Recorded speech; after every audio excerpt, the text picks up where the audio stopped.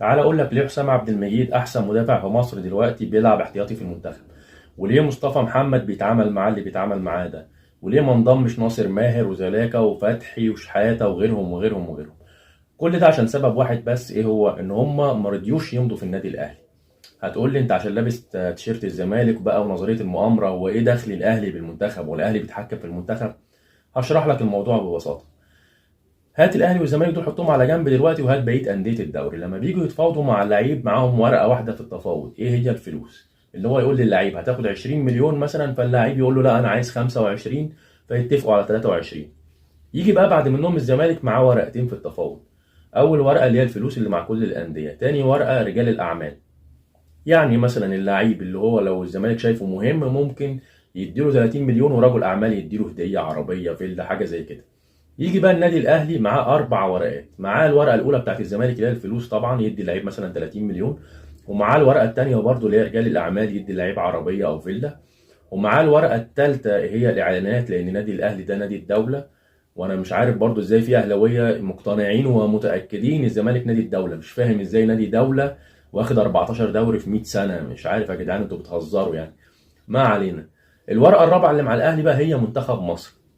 هتقول لي طب انا معاك، الاهلي معاه الفلوس ومعاه رجال اعمال ومعاه اعلانات، يا عم انا مصدقك ومتاكد من الكلام ده، بس منتخب مصر لا، انت راجل كذاب. يعني هو الاهلي متحكم في منتخب مصر؟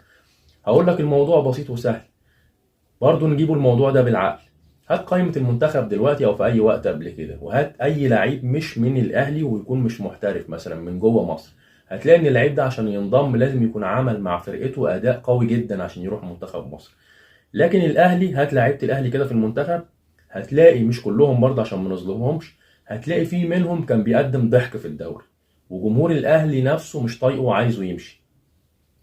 فالاهلي بيستخدم ورقه منتخب مصر في التفاوض، بيستخدمها في التفاوض. يعني مثلا لما بيجي يقعد مع عبد المجيد بيقول له والله انت هتاخد فلوس واعلانات وهدايا وهتبقى اساسي في منتخب مصر، انت لما تمضي معانا هتبقى اساسي، مش هتلعب 10 دقايق ومش هتقعد دكه بره. مصطفى محمد مثلا رفض بتاع 5 عروض وهم دلوقتي بيجهزوا له العرض السادس، بيبقى برضه ضمن الكلام هتاخد فلوس واعلانات وهدايا. ويا مصطفى انت لو مضيت معانا مش هتقعد كده بره 5 دقايق كده يا حسام حسن ينزلك او غير حسام حسن، لا انت امضي بس معانا وتبقى في الاهلي، هتبقى اساسي في منتخب مصر على طول، راس حربة حديد يعني. الاعلام هيسانده وكل حاجه هتسانده، وساعتها يعني الكوره اللي هتطلع من رجله دي هيقول لك ده الراجل ده بيفكرنا بايام كريستيانو رونالدو في عزه يعني. فهو الموضوع ببساطه ان اي لعيب في مصر فاهم كده دلوقتي، ان انا عشان اروح منتخب مصر اروح الاهلي عادي، يعني لو رحت الزمالك اللي هو تاني نادي بعديه، لا انا لازم اطلع نار من بقي عشان العب في المنتخب وعشان العب اساسي كمان، وممكن اروح احتياطي واترمى على جنب زي ما بيحصل كده مع لعيبه الزمالك. لكن انا لو رحت الاهلي بصيت كورتين بس صح، فانا هروح اساسي في المنتخب. هي دي الفكره بس. سلام.